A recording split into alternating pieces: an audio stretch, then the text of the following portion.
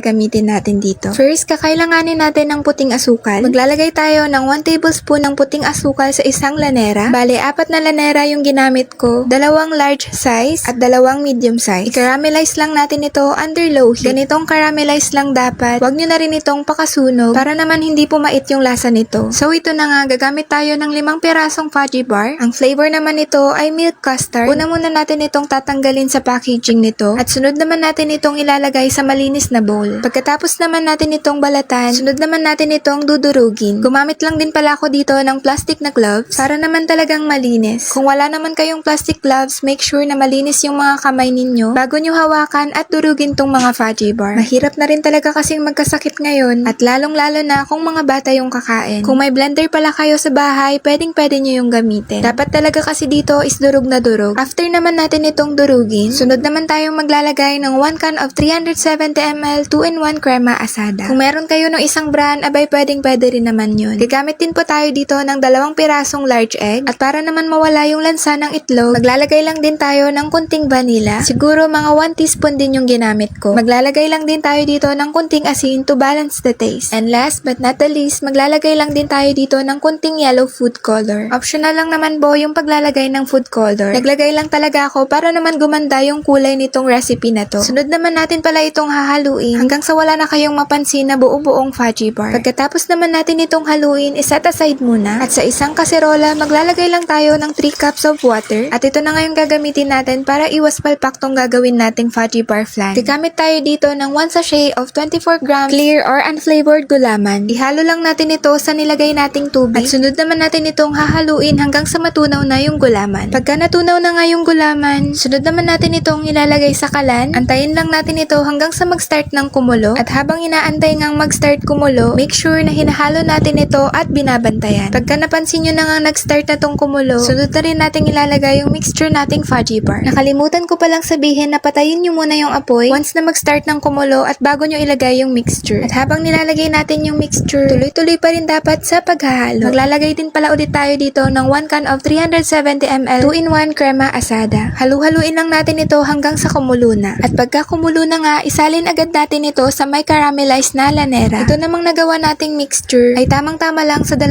large at 2 medium na lanera. Pagkatapos naman natin itong isalin lahat, sunod naman natin itong papalamigin. At pagkatapos nga ng ilang minuto, ito na yung ating super easy and no steam fudgy bar flan. Grabe guys, sobrang sarap nito. Talaga namang melt in your mouth pag natry nyo tong recipe na to.